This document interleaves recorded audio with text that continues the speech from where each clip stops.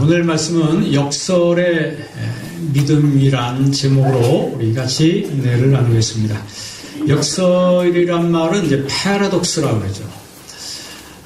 즉 표면상으로 볼 때는 모순처럼 보이지만 해석의 과정을 거치면서 그 의미가 명확하게 전달되는 진술을 말합니다.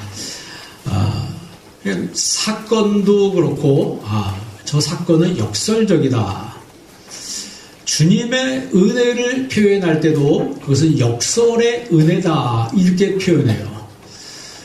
특별히 오늘 10절 말씀 마지막 절 한번 우리 다 같이 한번 읽어보겠습니다. 그러므로 내가 그리스도를 위하여 약한 것들과 능력과 궁핍과 박해와 권고를 기뻐하노니 이는 내가 약한 그때에 강함이라. 아멘. 여기 보면요, 이 10절 말씀이 바로 이 패러독스입니다. 내가 그리스도를 위하여 기뻐한다는 거예요. 기뻐하는데 뭘 기뻐하냐면 약한 것들, 그리고 능력, 그리고 궁핍, 박해, 권고. 여기서 좋은 우리가 편한 환경이 하나라도 있나요? 내가 약한 거, 몸이 굉장히 약하고 능력을 다녀요. 함이라고 해요. 딴 사람 나를 막 해치려고요. 궁핍을 당하고 경제적으로 굉장히 어려움을 당하고 박해, 권고를 당하는데 이 바울은 이것을 기뻐한다는 거예요. 그러면서 마지막에 뭐라 그래? 이는 내가 약한 그때에 강함이라 그랬습니다. 그러니까 성경에서 말하는 믿음은 역설의 믿음이고 성경에서 말하는 은혜는 역설의 은혜라는 거야. 그러니까 함부로 판단하면은 안 된다는 것이죠. 우리가 그 종교개혁을 이끈 루터, 마틴 루터는 사실 공민권을 박탈당합니다. 시민권을 박탈당하면 뭐 할 수 있는 게 아무것도 없잖아요. 근데 그런 모든 걸 박탈당한 상태에서 그가 독일어로 성경을 번역을 합니다. 그리고 종교개혁을 성공적으로 이끌어요. 그걸 가리켜서 역설의 은혜다 이렇게 우리가 이야기할 수가 있습니다. 존 밀턴이라고 하는 사람이 신라권을 썼잖아요. 이 사람은 장님인 상태, 소경이 된 상태에서 영의 눈이 떠져서 신라권이라고 하는 글을 썼습니다. 명작을 남기게 되는 거죠. 우리는 두 눈 멀쩡히 뜨고서도 그런 작품 근처에도 못 가는데 두 눈을 볼 수 없는 환경에서 그런 명작을 이루어낸 것, 그게 바로 역설의 은혜 아니겠어요? 그리고 존 버년이 철로 역정을 졌는데 그 위대한 철로 역정의 주인공이 누구라 그랬죠? 크리스천. 원래 이름은 그레이스리스니스, 은혜 없음. 원래 은혜 없는 자였는데 은혜 있는 자가 돼서 은혜를 받아서 그리스도인이 됐다는 거예요. 그리고 이 철로 역정을 어디서 지었냐면 감옥에서 졌어요. 대부분 많은 사람은 감옥에서 자학하면서 스스로 절망하며 낙담하며 인생을 지내는데 이 존 버년은 그런 가운데서도 위대한 명작을 남기게 됐다. 이게 바로 역설이라고 하는 것이죠. 이사야에서도 그런 말씀을 합니다. 이사야에 보면 그가 찔림은 우리의 허물을 인하며 그가 상함은 우리의 죄악을 인함이라 그랬어요. 이게 다 이게 다 이 역설 아니겠어요? 그분이 상한 그 이유가 내 죄 때문이라는 거예요. 내 허물 때문이라는 거예요. 여러분 생각해 보세요. 죄를 지은 사람이 벌 받아야지 왜 다른 사람이 벌 받습니까? 내가 죄를 졌는데 내가 벌을 받아야 되는데 예수님이 오셔서 나 대신 벌을 받으신 거예요. 내가 짊어져야 될 저주와 내가 짊어져야 될 고통과 이런 것들을 예수님이 다 대신 짊어주시고 담당하셨다는 거예요. 누가 그렇게 할 수 있겠어요? 누가 그렇게 할 수 있겠습니까? 이해하기 힘든 거 아니에요? 그래서 우리가 그것을 역설이라 이렇게 이야기하는 거예요. 그러니까 성경은 믿음이 없이는 이해가 되는 책이 아닙니다. 믿음으로 접근할 때 이해가 되는 것이지 내 인간의 이성으로 접근하면 1%도 이해할 수가 없어요. 예수님 말씀 잘 들어보세요.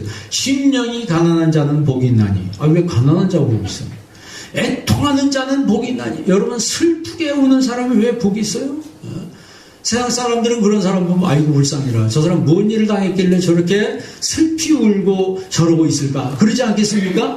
혀를 차면서 불쌍하다고 이야기할 텐데 예수님은 그런 사람이 복이 있다 그렇게 얘기하는 거예요. 의에 줄이고 목마른 사람은 복이 있나니 그랬어요. 여러분, 줄이고 목마른 사람이 세상 사람들이 볼 때는 뭐가 그게 행복한 거고 복인 거예요. 그러나 보이지 않는 하나님과 나와의 관계를 위해서 줄이고 의에 줄이고 그냥 줄이고 목마른 게 아니고 그 대상이 정말 하나님과 나와의 올바른 그 관계를 위해서 줄이고 목마른 심정으로 금식하며 하나님 앞에 가까이 나아가는 그 사람이 복이 있다는 거예요. 그 바로 역설 아니겠어요? 예수님이 그랬잖아요. 높아지기 원하는 사람은 낮아질 것이다. 너희 중에 속옷 겉옷을 가지고자 하는 자는 속옷도 내어주라 그랬어요. 너희 중에 으뜸이 되고자 하는 자는 낮아진 자가 되어야 된다 그랬습니다. 살고자 하는 자는 죽는다. 죽고자 하는 자는 산다. 이 전부 거꾸로 얘기하는 게 패러독스입니다. 전부 역설에 대한 얘기. 누구든지 내 오른뺨을 치면 왼뺨도 돌려대라 그랬습니다. 너와 오리를 가거든 같이 십리를 가주라 그랬습니다. 세상에 누가 나한테 그렇게 해줄 수 있어요? 누가 나한테 그렇게 해줄 수 있습니까? 그러나 예수님이 적어도 그리스도인이라면 그렇게 해야 된다는 거예요. 그러니까 그리스도인의 삶이라고 하는 것은 쉽게 말하면 역설이라고 하는 것은 지난주에 우리가 중력 법칙의 삶이라고 했잖아요. 중력이 뭐가 중력에 끌어당기는 거예요. 모든 걸 다 나한테로 끌어당기는 거예요. 돈도 끌어당기고 사람도 끌어당기고 다 끌어당기고 모아야지 속이 후련하고 속이 시원한데 성경은 나눠주라는 거예요. 주라 그러면 너희에게 하나님이 도로 주신데 누이 후이 되어 누르고 흔들어 넘치도록 너희에게 채워 주신다 그랬습니다. 그래서 우리가 예수님 안 믿을 때는 중력 법칙으로 사는 거예요. 나한테 다 끌어당기기 위해서 움켜쥐고 사는 겁니다. 하나님 앞에 드린 거 얼마나 아까워요. 내가 이렇게 벌었는데 이거 어떻게 드려? 이거 어떻게 드립니까? 못 드리는 거예요. 그러나 주님의 은혜가 임하면 주님 앞에 기쁨으로 드리는 거야. 기쁨으로 드리는 거예요. 그래서 역설이라고 하는 거예요. 부흥회 때 여러분 저 위해서 목회 협력을 해주셨는데 정말 감사합니다. 제가 그 다음날 새벽에 얘기했어요. 다 하나님께 드리겠다고. 그래서 오늘 일부 예배 때 다 드렸어요.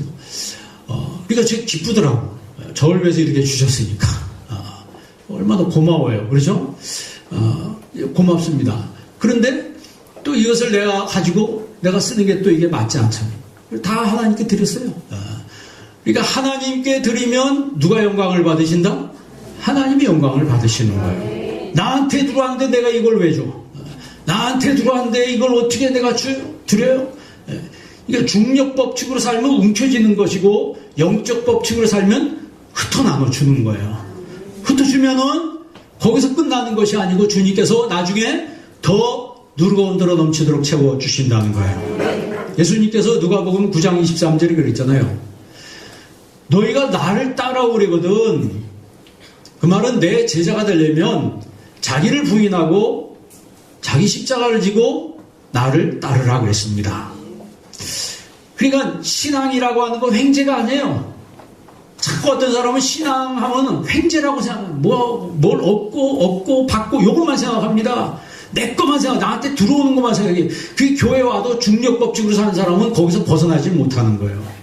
그런데 주님은 거기서 끝나는 것이 아니고 받기는 받아요.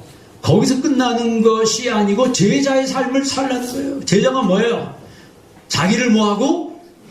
부인하고 자기를 비우라는 거죠. 내 마음속에는 탐욕과 욕심과 이기심과 이런 것들을 비워야 된다는 거예요. 그리고서야 주님을 만날 수 있다는 거죠.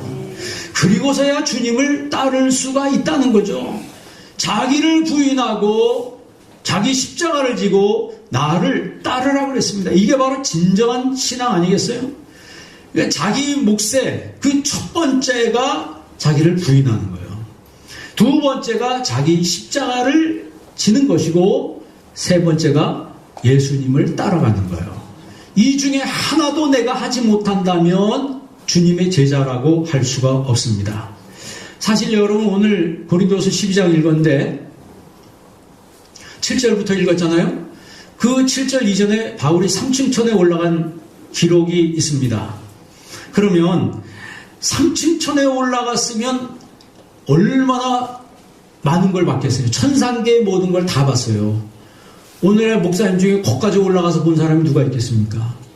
아니 여러분 중에 뭐 여기 대한민국 아니 전 세계 삼층천에 올라가본 사람 가본 사람이 누가 있겠어요? 그런데 그걸 본 바울이 뭐라고 고백하냐면 나는 모든 사도들 중에 지극히 작은 자라 그랬어요. 굉장히 겸손해지는 거예요. 그리고 또 더 나가서 뭐라고 얘기냐면 자기 인생의 말년에 나는 죄인 중에 괴수입니다. 그랬어요. 바울이 죄인 중에 괴수라고 고백하면은 저와 여러분 누구예요? 한번 따라해요. 나는 죄인 중에 괴수입니다. 맞나요? 괴수가 뭐 그렇게 할 말이 많아? 괴수니까 할 말이 많은지도 몰라요. 괴수니까 할 말이 많은지도 몰라요. 뭐가 어떻다 막 비난하고 비판하고 자기는 의로운 척 자기는 잘난 척 괴수니까 그러죠. 그런데 그건 깨닫지 못한 괴수고 바울은 나는 죄인 중에 진짜 괴수라는 못된 놈 중에 진짜 못된 인간이라는 거예요. 자기가. 아니 바울이 뭐 무슨 짓을 했습니까?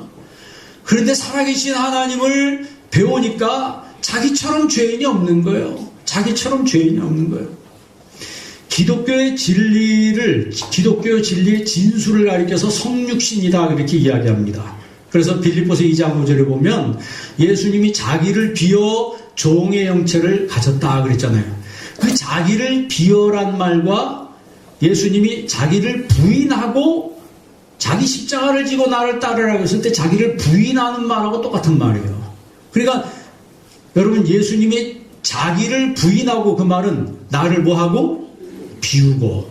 오늘 여러분 이 예배에 왔으니까 여러분 마음속에는 하나님과 관계에 없는 죄악들을 비우시기를 바랍니다. 욕심을 비우고 탐욕을 비우고 불신앙과 의심과 내 마음속에 악한 것들을 다 비울 때 그 사람에게 하나님이 주시는 은혜가 임하는 거예요. 비우지 못하면 여기 와도 소용없습니다. 다른 목적 가지고 올 수도 있어요. 교회에 온다고 해서 다 신앙인이 아니라 했습니다. 엉뚱한 목적을 가지고 와서 예배하는 사람도 있다는 거죠. 그러니까 예수님은 이 땅에 성육신 하셨어요. 그걸 자기 비하라 이렇게 얘기해요. 자기 비하라. 예수님이 자기 비할 이유도 없고 필요도 없습니다. 왜? 전능하신 하나님이시기 때문에. 그런데 예수님은 우리를 살리기 위해서 자기 비하라고 하는 쪽을 선택했다는 거예요. 자기 비하라고 하는 쪽을 선택했어요. 그러니까 너희는 내 멍에를 메고 내게 배우라 라고 하면 우리도 주님의 제자라고 한다면 그런 삶을 감수하고 주님을 따라가야 된다는 거죠. 그래서 바울이 뭐라고 그래요? 나는 무명한 자 같으나 유명한 자요. 나는 죽는 자 같으나 내가 살고 내가 징계를 받는 자 같으나 죽임을 당하지 아니하고 전부 얘기하는 게 역설의 얘기를 하는 거예요. 여러분 우리가 죄를 져서 주님 앞에 회개를 합니다. 그 회개할 때 지난주에 제가 어거스틴이 얘기한 펠릭스 쿨파라는 얘기를 했습니다. 죄가 복되도다. 아니 어떻게 죄가 복돼요? 그것은 죄를 회개한 사람, 내 죄를 깨닫고 주님 앞에 참회를 한 사람만이 할 수 있는 고백이 펠릭스 쿨파라고 하는 거예요. 그래서 그 어거스틴의 이야기를 똑같이 따라서 한 사람이 그 숨마 데올로지카 누가 썼습니까? 그 토마스 아퀴나스라는 사람이 쓰죠. 여러분 토마스 아퀴나스라는 사람 많이 알 거예요. 그 토마스 아퀴나스가 쓴 그 숨마 데올로지카에 나오는 그 유명한 단어가 바로 똑같이 펠릭스 쿨파라는 얘기예요. 오 해피슨, 오 나의 복스러운 죄요. 이 말이 안 되잖아요. 그러나 그게 패러독스라는 거예요. 그게 바로 역설이라는 거예요. 아니 내가 어떻게 죄가 행복한 거고 죄가 복되는 거예요? 그러나 회개하고 주님을 바로 만나는 사람들에게는 나 같은 죄를 용서해 주시고 내 죄 때문에 내가 주님을 만나고 주님을 더 가까이 모시게 됐으니 그 죄가 복되다는 거죠. 그렇다고 내가 주님 앞에 나가기 위해서 죄를 질 수 있느냐? 그럴 수 없다고 그랬습니다. 그러니까 예수님이 제자들하고 같이 다니실 때 제자들은 사실 몰랐어요. 말씀을 전해도 몰랐습니다, 사실. 그러니까 우리가 뭘 생각하냐면 육신적인 것만 생각한 거예요. 예수님이 기적을 일으키고 병 고치고 오병이어에 기적 베푸니까 이제 예수님만 잘 따라다니면 내 인생 만사 오케이다 이렇게 생각한 거예요. 왜냐면 분명히 이제 이 정도 능력이면 이건 로마 군인 아무것도 아니고 순식간에 점령해서 왕이 될 수 있다. 그러니까 예수님이 왕으로 막 삼으려고 그러지 않았어요? 그러니까 예수님 왕이 되면 자기들은 뭐가 되는 거예요? 12제자가 거기 장관 자리 하나씩 딱 차지할 테고. 그렇지 지금도 대통령이 여러분 딱 지명하면 뭐가 돼요? 그 아무것도 아닌 사람은 그냥 장관도 되고 뭐가도 되고 다 그러는 거예요. 예? 그런 생각에 차 있었기 때문에 제자들끼리 만나면 서로 뭐 했다 그랬어요? 싸웠어요. 왜 싸웠습니까? 누가 크냐는 것 때문에 싸웠어요. 그러니까 제자들끼리 만나면 신경전이 아주 대단했던 것 같아요. 누가 크냐? 아니 두 제자 어머니 와서 뭐라 그러세요? 주여 당신의 나라 임할 때 왕이 되실 때 우리 아들 하나는 우편 하나는 좌편에 앉게 해주옵소서.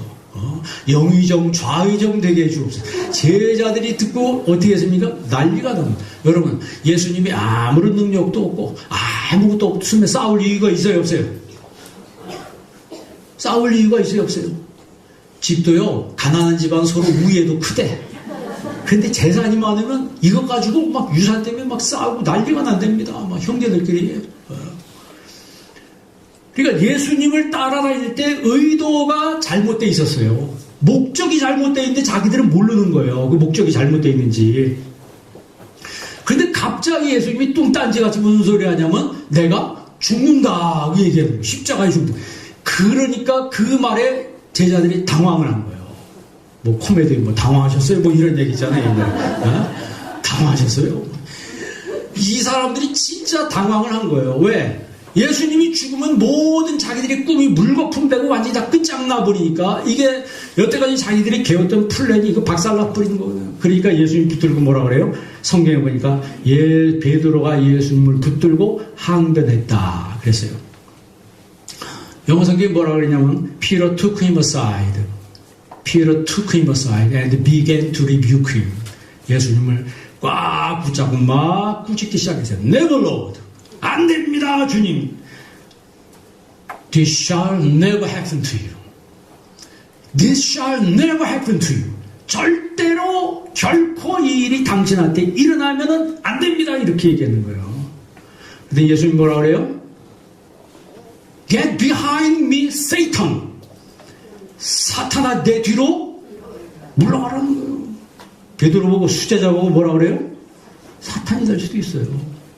여러분 사탄이 되지 않기를 바랍니다. 신앙생활 잘 하다가 교회를 비판하고 목회자 비판하고 뒤에서 은근히 막 깎아내리고 의욕을 제기하고 이런 사람들이 다 누구냐면 그게 사탄이에요. 그 사람이 하는 게 아니고 사단이 들어가서 그 사람을 조종하는데 사단의 도구로 쓰임을 받는 거예요. You are a stumbling block to me. 넌 나를 넘어지게 하는 자라는 거예요. You do not have in mind the things of God, but the things of man. Things of God. 하나님의 일을 have in mind. Do not have in mind. 하나님의 일을 생각하지 않는다는 거예요. 뭘 생각한다는 거예요? Not A, but B. A가 아니고 B라는 거예요. The things of man. 사람의 일을 생각한다는 거예요. 그러면서 예수님께서 사탄이라고 베드로를 막 꾸짖었습니다. 사실 제자들은 무식한 사람들 아니에요. 배움이 없었습니다. 그런데 3년 동안 따라다니면서 이 사람들이 눈을 뜨기 시작하는 거예요. 뭐에 눈을 떴냐면 세상에 눈을 뜨기 시작했어요. 그리고 권력이라고 하는 것에 눈을 뜨기 시작합니다. 그리고 세상 맛에 대해서 눈을 뜨는 거예요. 그래서 자꾸 상상을 하는 거죠. 이분만 따라가면 모든 게 다 보장이 된다. 그렇겠어요? 안 그렇겠어요? 그렇죠. 이분만 따라가면 완벽하게 보장이 된다. 그 위대한 제사장, 바리새인들, 서기관들, 예수님 앞에 와서 예수님을 넘어뜨리려고 온갖 술수와 모욕을 그 계략을 꾸며도 예수님께서 한 방에 다 어떻게 했어요? 예수님이 대답하는 거 보니까 예수님의 그 하부루타 한 방에 이들을 다 말로 물리치는 거 보니까 언변에서나 능력에서나 조금도 하나 꿀릴 것이 없어요. 그러니까 제자들 마음속에는 우리는 아무것도 안 하고 뭐만 하면 된다? 예수님 옆에 가만히 붙어만 있으면 된다. 그런데 이런 예수님이 오늘 갑자기 내가 뭐 한다는 거예요? 죽는다는 거예요. 여러분 말씀을 많이 듣고 내가 기적을 본다고 해서 제자가 되는 게 아닙니다. 진짜 제자가 되려면 아까 쭉 얘기한 그 역설의 과정을 거쳐야 되는 거예요. 역설이라고 하는 이 과정을 거쳐야 된다. 그게 뭐냐면 이제 오순절 마가다락방에서 제자들이 이제 성령을 받죠. 그 성령이 임할 때 그들에게 있었던 세속적인 생각이 통째로 바뀌는 거예요. 세속적인 생각이 통째로 다 뒤바뀌죠. 그래서 과거에 내가 세속적인 것으로 내가 교회 다니고 주님을 따라다니면서도 내 속에 가지고 있던 이기심, 이 중심이 완전히 뒤바뀌어져서 영적인 사람으로 바꿔지는 거예요. 여러분들 영적인 사람으로 변화되기를 바랍니다. 그래서 예수님의 십자가 복음 들고 순교 정신으로 나가지 않았어요? 그게 바로 교회가 해야 될 일이에요. 교회가 해야 될 일은 예수 그리스도의 십자가의 복음 들고 순교 정신으로 나아가는 것이 바로 이 시대의 교회가 해야 될 일이라는 거예요. 바울이 뭐라고 그랬어요? 나의 달려갈 길과 주 예수께 받은 사명, 하나님의 은혜 복음 증거한 일을 마치려 하면은 내 생명을 I consider my life worth nothing to me. 내 생명 아무것도 무가치하게 나는 여깁니다. 이렇게 고백을 했어요. 여러분 생각해보세요. 이게 바로 역설의 믿음이에요. 누가 나한테 생명을 줄 수 있겠어요? 누가 생명을 바칠 수 있겠어요? 여러분 교회를 위해서 생명을 바칠 수 있어요?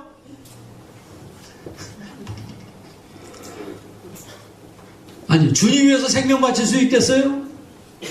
왜 그런 걸 부담스럽게 자꾸 물어보십니까? 이거는 쉬운 일이 아닙니다. 바울은 예수님을 막 비난하고 예수님을 욕하고 예수님 믿는 사람 붙잡아다가 감옥에 넘기던 사람이었어요. 그러는 사람이 변화가 돼서 예수님을 믿고 믿을 정도가 아니고 예수님 위해서 목숨을 내놓고 주님을 따라갔던 제자가 됐습니다. 그가 골로새서 1장 24절에 이렇게 고백했습니다. 그리스도의 남은 고난을 그의 몸된 교회를 위하여 내 육체에 채우노라 그랬어요. 그리스도의 남은 고난을 그의 몸된 교회를 위하여 내 육체에 채우노라. 누가 교회를 세우는데 고난을 자처할 수 있겠어요? 우리 교회가 땅을 샀습니다. 이제 져야 되는데 다윗이 하나님 앞에 성전 짓고 싶습니다 했는데 하나님이 안 된다 그러겠어요. 내가 아니고 내 아들이 질 거다 그랬어요. 그런데도 모든 걸 다 준비해서 드렸습니다. 여러분도 하나님 앞에 드릴 수 있기를 바랍니다. 드리면 짓는 거예요. 이거요? 아닌데요? 이러면요 딜레이 되는 거지 뭐. 딜레이 되는 거지 뭐. 신앙인의 역설이라고 하는 것은 쉽게 말해 견딜 수 없는 상황을 견뎌내고 승리한다는 거예요. 바울이 그러죠. 나는 사방으로 우겨쌈을 당해도 쌓이지 아니하고 다니면서 누가 날 자꾸 우겨싸요. 말로 날 우겨쌉니다. 뭐 누가 어떻거나 뭐 다니면서 뭐 교회가 어떻고 목사님이 어떻고 막 이렇게 말하는 사람들이 있어요. 뭐가 이상하다, 뭐가 어쩌다 자꾸 그냥 자기 신앙생활 잘 하면 되는데 쓸데없이 그런 이야기하고 돌아다니는 사람들이 있어요. 우겨싸움을 당해도 쌓여요? 안 쌓여요? 쌓이지 않습니다. 답답한 일을 당해도 뭐 하지 않아요? 낙심하지 않아요. 핍박을 받아도 버림받지 않는다 그랬습니다. 부러뜨림을 당해도 망하지 않는다 그랬어요. 왜 그래요? 역설에 믿음이 있기 때문에 그러는 거예요. 신앙 우리가 하기 위해서 성경을 보잖아요. 성경의 거의 절반을, 신약 성경의 절반을 바울이 썼어요. 근데 바울은 고질병에 시달렸습니다. 고질병에 시달렸어요. 이제 신학자들마다 안지르라고 말하고 간질이라고 말하고 어떤 사람은 두 개 다 있다고 말하고 그러는데 우리는 사실 어떤 게 진짜 어떤 게 그건지 잘 몰라. 천국 가보면 알겠죠. 그런데 분명한 사실은 7절에 보세요. 7절 말씀 한번 읽어보세요. 7절 말씀 다 같이 있습니다.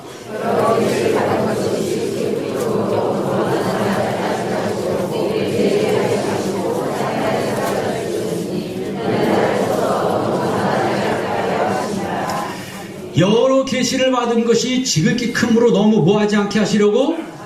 자만하지 않게 하시려고. 왜냐하면 주님은 바울이 사울처럼 되는 걸 원치 않았어요.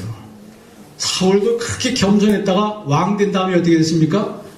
완전 사람 돌변하는데 사람 돌변하는 건 시간 문제예요.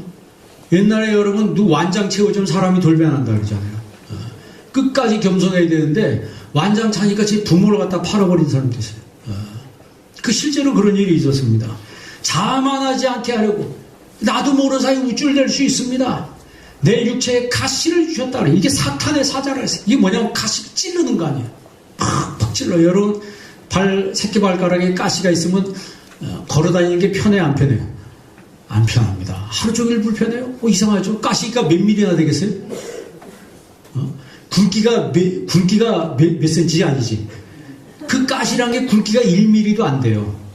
1mm도 안 되는데 그렇다고 그게 뭐 2mm나 되겠습니까? 그래도 그 가시가 우리 몸에 박히면은 온몸이 불편한 거예요. 온몸이 불편. 그런데 바울의 가시는 그 정도가 아니고 그냥 쿡쿡쿡 계속 찌르는 거 얼마나 힘들고 얼마나 고통스러운 거예요. 예? 그러니까 하나님은 그에게 바울에게 가시를 주셨는데 그 이유가 뭐냐면 뭐 하지 않게 하기 위해서? 자만하지 않게 하기 위해서. 왜 그럴까요? 우리 인간은 죄인이기 때문에 조금만 높아지면 자기도 모르게 자만해지는 거예요. 쉽게 말하면 교만해진다 이 말입니다. 그러니까 하나님은 우리의 약함을 통해서 하나님의 강함을 드러내시는 분이십니다. 그러니까 약점 많은 사람을 통해서 어떻게 보면 하나님의 일을 더 하기를 기뻐하시는 하나님이세요. 바울도 인간이니까 건강하게 원하지 않겠어요? 바울도 인간이니까 건강하게 원하겠죠. 그래서 병 낫기를 3번이나 기도했어요. 8절 말씀 보세요. 12장 8절 있습니다.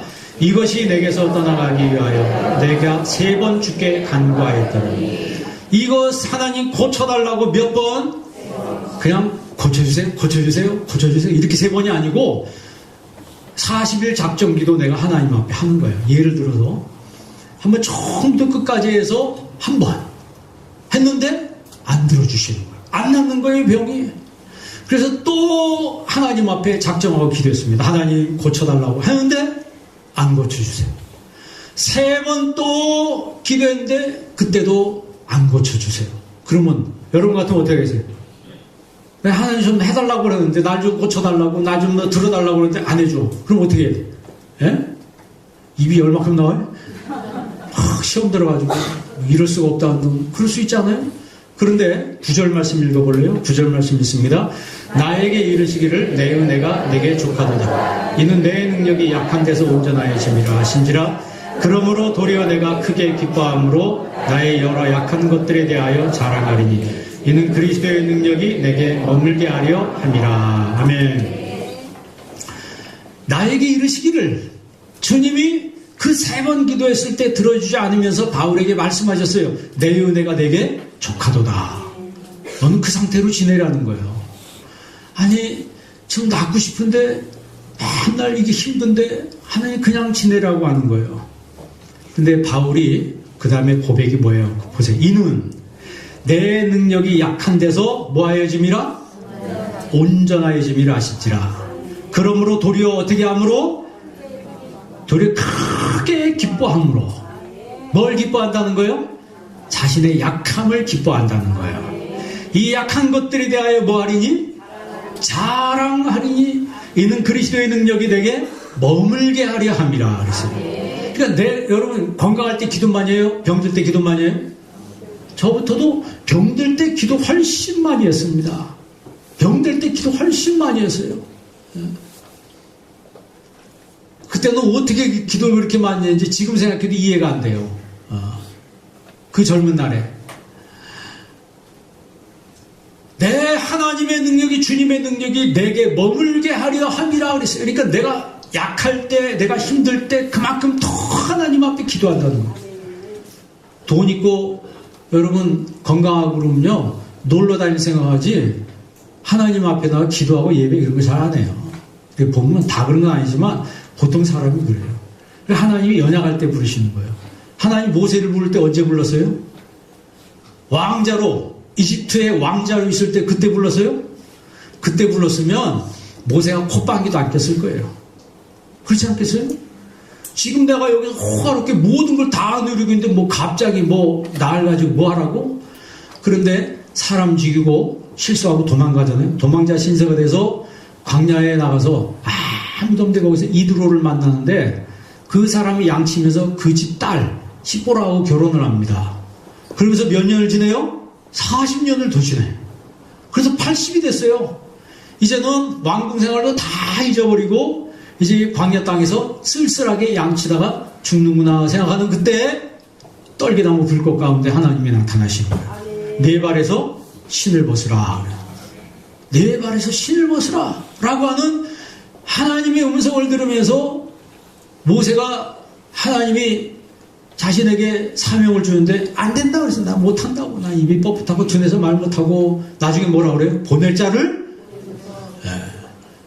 보낼 분을 보내시고 저 집사님 보내세요.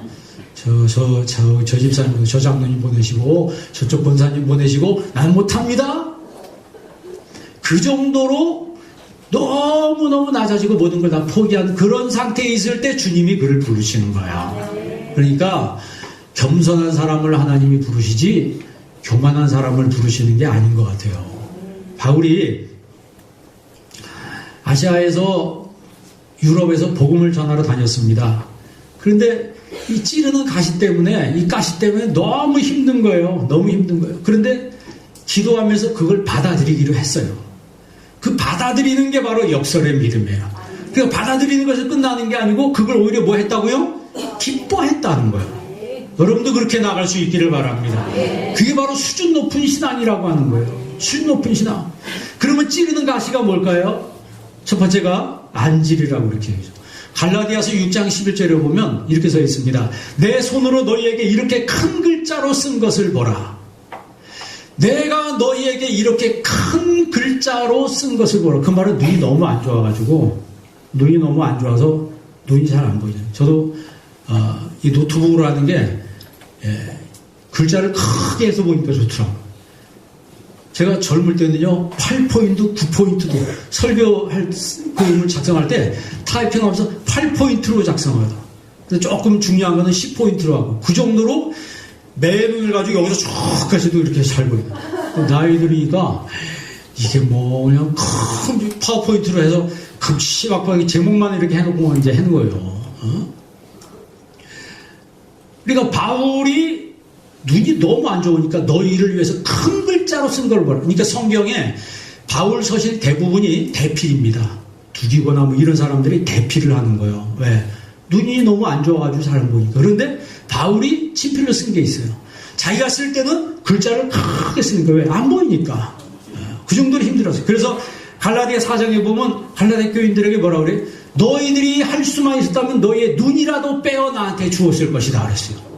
왜 눈을 빼? 그 사람들이 바울 선생님 우리가 참 그렇게 눈이 안 보인다는데 말이라도 내 뭐라도 빼서 눈이라도 빼서 내가 드리겠습니다. 그 말을 바울이 듣고 너무 고마워서 당신들이 눈이라도 빼서 나를 주었을 것이다 이렇게 말하니 얼마나 고마운 거예요. 두 번째는 간질이에요. 간질이란 말은 셀레니아 조마이라고 그래요. 셀레니아 조마이란 말은 발작한다는 뜻입니다. 영어로는 이제 의학적 용어로 에필랩스라고 그래요. 에필랩스. 이제 간질이라는 간질. 그러니까 갑자기 막 발작을 하는 거예요. 그 사도행전 19장에 보면요. 바울이 자기 손수건만 가지고 그 손수건, 바울이 안 갔어요. 손수건만 가지고 다른 사람한테 댔는데 병이 어떻게 됐다? 났어요. 근데 자기 병은 나요, 안 나요? 자기 병 안 나는 거예요. 어떤 목사님이 몸이 아픈 분이 있는데 교인이 와서, 성도님이 와서 기도해달라고 해서 안수기도 해주니까 한 분이 그러더래요. 지병도 못 고치면서 뭐 남한테 안수하냐. 그런 사람들도 있어요. 그런 사람도 있다고. 사람이 다 좋은 게 아닙니다. 조그만 약점 보이면 가서 찌르고 후벼내고 파가지고 공격하는 그런 사람이 있고, 그 사람이 약점이 있을 때 약점이 이렇게 보듬어 주는 사람이 있어요. 보듬어 주는 사람. 그 갈라디아 교인들 보고 바울이 뭐라고 했어요? 내가 이렇게 약점이 많은데 당신들은 나를 천사와 같이 대접해주고 예수님처럼 대접해줬다 그랬어요. 여러분 인생 살 때 좋은 사람 만나는 축복이 있기를 바랍니다. 좋은 사람 만나면, 이상한 사람 만나면 다니면서 내 욕하면서 다녀. 은근히 깎아내리고 은근히 의혹을 제기하고 뭐가 이상하다고 말하고, 실제로 그런 사람이 있다니까. 그게 뭐예요? Get behind me, Satan. 사탄아 내 뒤로 물러가라. 예수님이 이 베드로 보고 순식간에 이야기하셨어요. 사탄아 내 뒤로 물러가라. 내가 하나님의 일을 생각하지 않냐고. 누구의 일을 생각한다고요?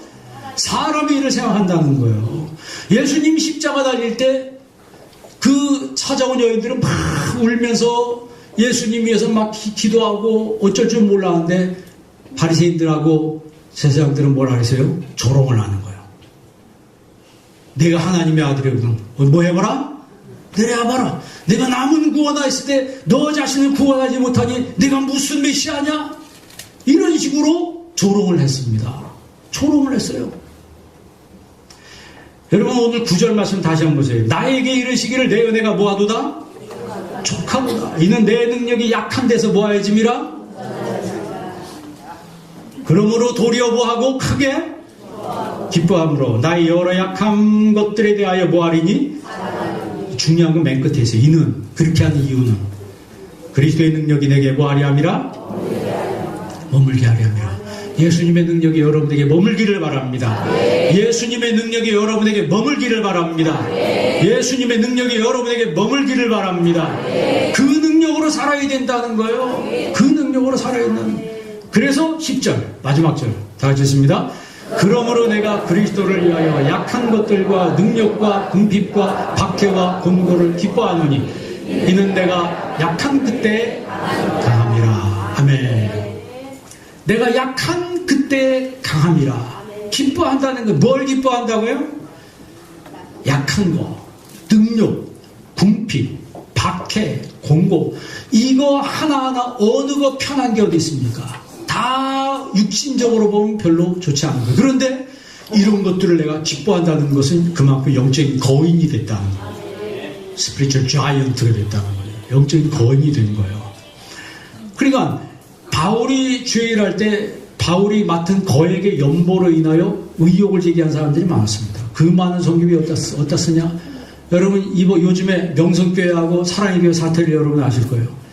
PD수첩에서 본격적으로 준비해가지고 명성교회를 아주 박살내기 위해서 그 PD수첩을 방영해서 전 국민들이 다 봤어요. 전 국민들이 다 봤다고. 뭐 거기 그 목사님을 넘어뜨려서 무슨 뭐 재정이 어떻고 성교비 어떻게 하다 뭐가 투명하지 않다는 둥 뭐 한다는 둥 온갖 그 목사님을 공격하는 거를 1시간 분량으로 해서 내보냈어요. 나도 봤어요. 나도 봤다고. 지난주에 거기 교회 관계자를 만났는데 그 교회가 더 부흥이 됐다는 거예요. 제가 놀랐어요. 아니 어떻게 더 부흥이 되냐고 그랬더니 그 PD수첩을 보고 구경한 사람들이 막 엄청나게 찾아왔다는 거예요. 엄청나게 찾아왔다가 그 김하나 목사 설교를 듣고 은혜 받고 등록을 했다는 거예요. 여러분 이런 아이러니가 세상에 어디 있어요? 세상은 무너뜨리려고 온갖 이걸 짜집게 해가지고 그 목사를 공격을 했는데 그 교인들은 똘똘 뭉쳐서 까딱도 안 하더라고요. 오히려 그걸 본 교회의 교인들이, 다른 교회 교인들이 시험 들어가지고 자기 교회 가가지고 우리는 이렇지 않냐 막 그런다는 거예요. 실제 그 교회는요, 여러분 한번 방송에 한번 봐요.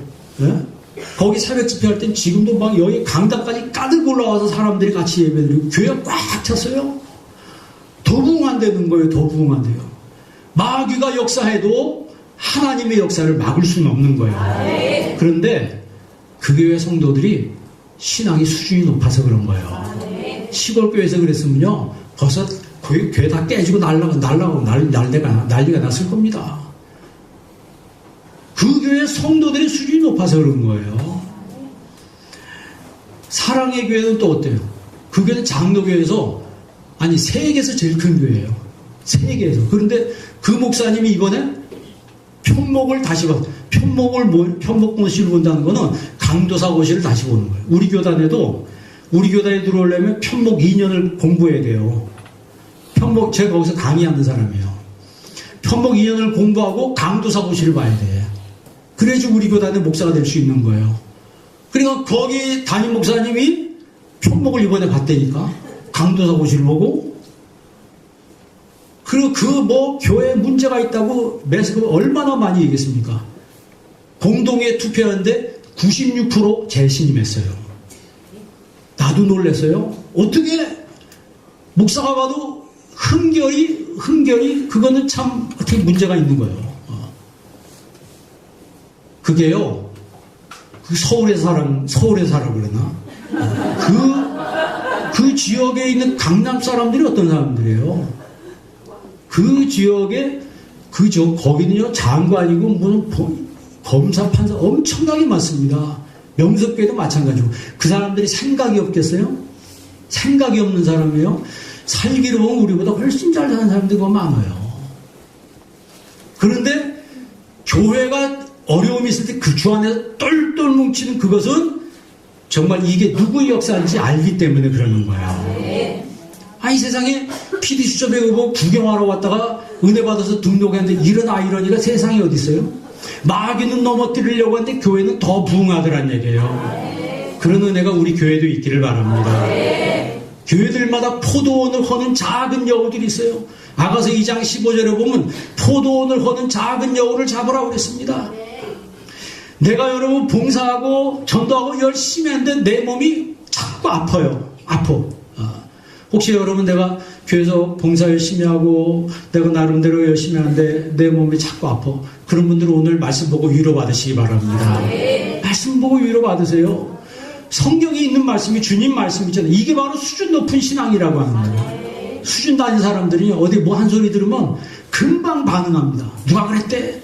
이 소문이 확산해서 더 플러스가 돼가지고 나중에는요 누구 서로 한번 만났대 그런데 저쪽 가서 뭐라 그래? 애 낳대 이렇게 나는 거죠.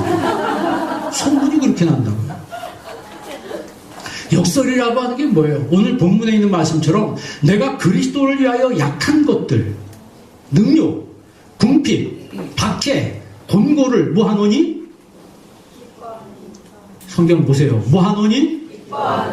기뻐하노니.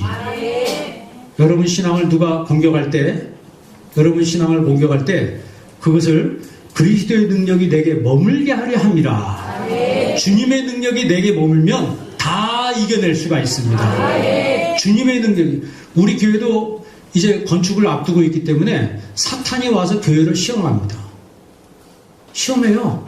교회들마다 목사님 얘기하면 건축하는 교회 보면 시험이 없는 교회가 없어요. 다 누가 삐져서 뭐했다, 누가 시험 들어서 뭐했다, 무슨 말하고 돌아다닌다, 이런 것들이 교회들마다 다 있어요. 그런데 그럼에도 불구하고 멋지게 교회를 세우는 교회 성도들은 그런 거에 흔들리지 않는다는 거죠. 그런 거에 흔들리지 않는다는 거예요. 왜? 신앙이 바로 서 있기 때문에. 신앙이 바로 서 있기 때문에. 가시가 바울에게 고통을 가져다 줬지만 앉아서도 힘들고 일어서도 힘들고 머리도 힘들고 끙끙 앓아요. 그런데 편안하면 주님 잊어버릴 텐데 너무너무 힘드니까 그때 누굴 생각하는 거예요? 예수님의 십자가를 생각하는 거예요. 여러분 마음이 힘든 사람 있어요? 몸이 힘든 사람 있습니까? 경제로 힘든 사람 있어요? 예수님의 십자가를 생각하시길 바랍니다. 십자가 생각하면 다 이겨낼 수가 있는 거예요. 어떻게 이겨내요? 그리스도의 능력이 내게 머물게 하려 함이라 그랬어요. 주님의 능력이 그에게 머무니까 쉽게 수월하게 이겨낸다는 것이에요. 그래서 24시간 동안 아버지 날 도와주세요. 난 주님만 바라봅니다. 주님의 능력이 여러분에게 머무는 그런 축복이 있길 주의 이름으로 축원합니다.